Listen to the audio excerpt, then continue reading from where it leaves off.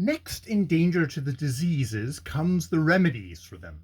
Let the newcomer remember, in dealing with quinine, calomel, arsenic, and the spirits, that they are not castor sugar, nor he a glass bottle, but let him use them all, the two first fairly frequently, not waiting for an attack of fever and then ladling them into himself with a spoon. The third, arsenic, a drug much thought of by the French, who hold that if you establish an arsenic catechon, you do not get a malarial one, should not be taken except under a doctor's order. Spirit is undoubtedly extremely valuable when, from causes beyond your control, you've got a chill. Remember always your life hangs on quinine, and that it is most important to keep the system sensitive to it, which you do not do if you keep on pouring in heavy doses of it for nothing, and you make yourself deaf into the bargain. I have known people take 60 grains of quinine in a day for a bilious attack and turn it into a disease they only got through by the skin of their teeth. But the prophylactic action of quinine is its great one, as is it only has power over malarial microbes at a certain stage of their development. The fully matured microbe it does not affect to any great degree, and therefore, by taking it when in a malarious district, say in a dose of 5 grams a day, you keep down the malaria which you are bound, even with every care, to get into your system. When you have got very chilled or overtired, take an extra 5 grains with a little wine or spirit at any time, and when you know, by reasons of aching head and limbs and a sensation of a stream of cold water down your back and an awful temper, that you are in for a fever, send for a doctor if you can. As generally happens, there is no doctor near to send for, take a compound of camel and cocosynth pill, 15 grains of quinine, and a grain of opium, and go to bed wrapped up in the best blanket available. When safely there, take lashings of hot tea, or, what is better, a hot drink made from fresh lime juice, strong and without sugar. Fresh limes are almost always to be had. If not, bottled lime juice does well. Then, in the hot stage, don't go fanning about, nor in the perspiring stage, for if you get a chill then, you may turn a mild dose of fever into a near fatal one. If, however, you keep conscientiously rolled in your blanket until the perspiring stage is well over, and stay in bed till next morning, the chances are you will be all right, though a little shaky about the legs. You should continue the quinine, taking it in 5-grain doses, up to 50 to 20 grains a day for a week after any attack of fever, but you must omit the opium pill. The great thing in West Africa is to keep up your health to a good level. That will enable you to resist fever, and it is exceedingly difficult for most people to do this because of the difficulty of getting exercise and good food.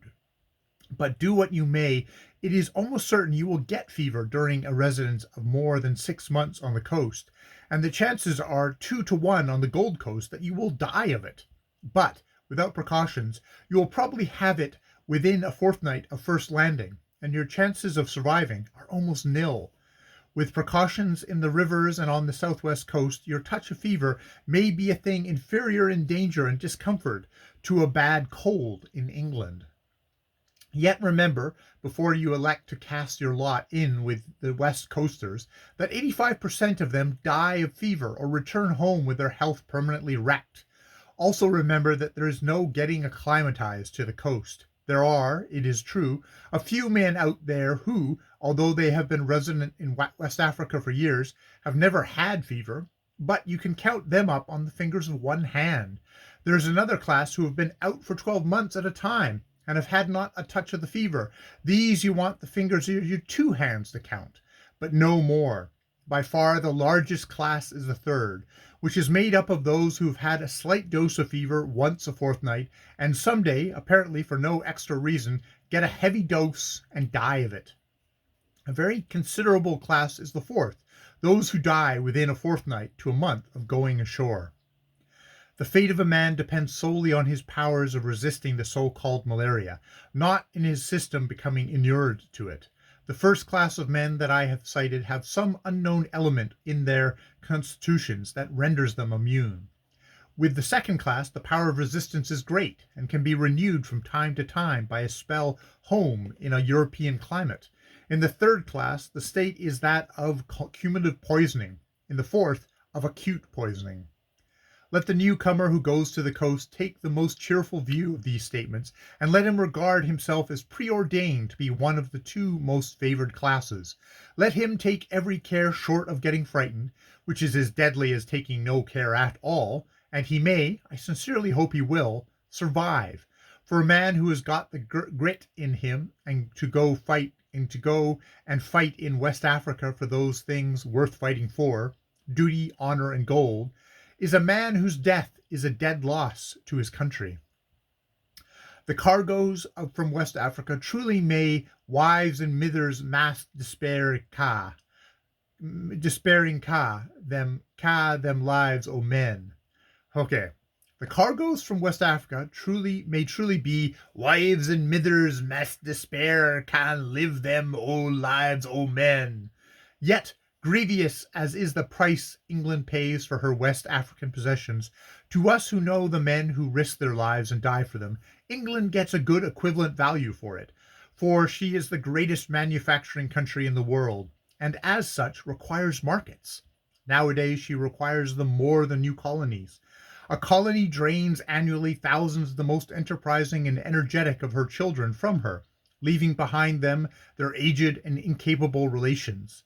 Moreover, a colony gradually becomes a rival manufacturing center to the mother country, whereas West Africa will remain for hundreds of years a region that will supply the manufacturers with his raw material and take in exchange for it his manufactured articles, giving him a good margin of profit.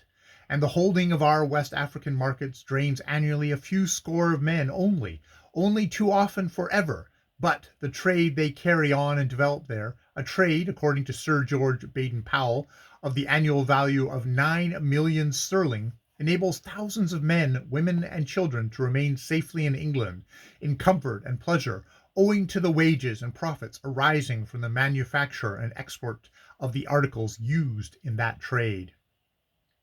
So I trust that those at home in England will give all honor to the men still working in West Africa, or rotting in the weed-grown, snake-infested cemeteries and the forest swamps, men whose battles have been fought out on lonely beaches, far away from home and friends, and often from other white man's help. Sometimes with savages, but more often with a more deadly foe, with none of the anodyne to death and danger given by the companionship of hundreds of fellow soldiers in a fight with a foe you can see, but with a foe you can only see incarnate in the dreams of your delirium, which runs as poison in burning veins and aching brain, the dread West Coast fever.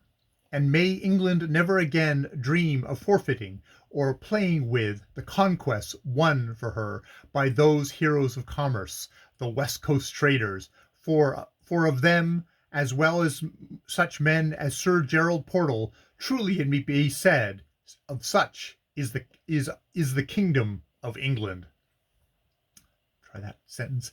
Let me try that entire little sentence again. And may England never again dream of forfeiting or playing with the conquests won for her by those heroes of commerce, the West Coast traders, for of them, as well as of such men as Sir Gerald Portal, truly it may be said, of such is the kingdom of England.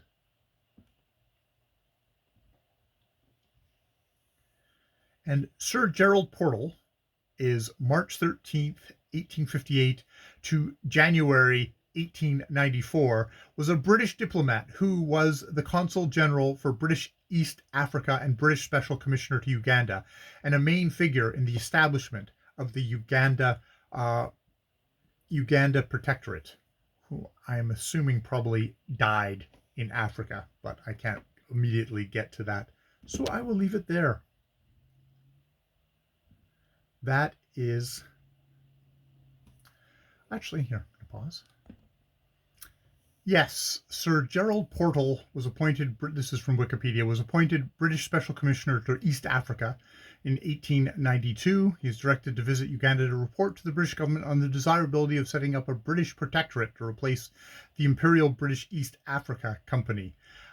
In the thing, Portal established a settlement between the French and British missionaries in Uganda, hauled down the flag of the East Africa Company, and put up the Union Jack, signed a treaty, and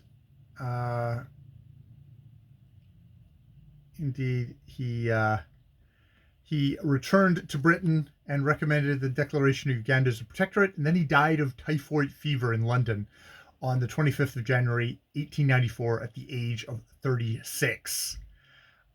Yes, and it was Uganda was declared a British protectorate in 1894. It is therefore important to note that General Portal Neville declared Uganda as a British protectorate. The declaration was made by Lord Rosebery 5 months after Portal's death.